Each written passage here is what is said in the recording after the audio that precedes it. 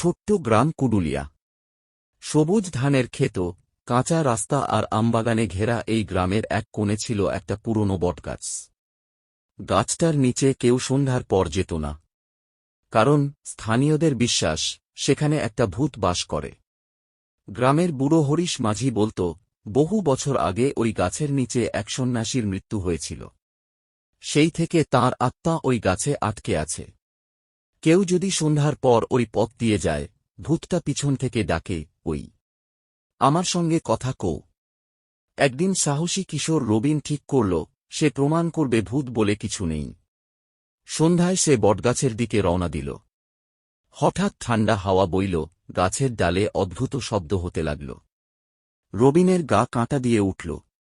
তখনই পিছন থেকে একটা কর্কশ কণ্ঠ বলল, এসো, আমার গল্প শোনো।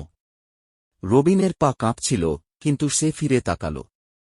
দেখল, গাছের গুঁড়িতে একটা কালো ছায়া হাসছে। হঠাৎ সেই ছায়া তার দিকে ঝাঁপিয়ে পড়ল। রবিন চিৎকার করে দৌড় দিল। পরদিন সকালে তাকে জ্বর নিয়ে বিছানায় পাওয়া গেল।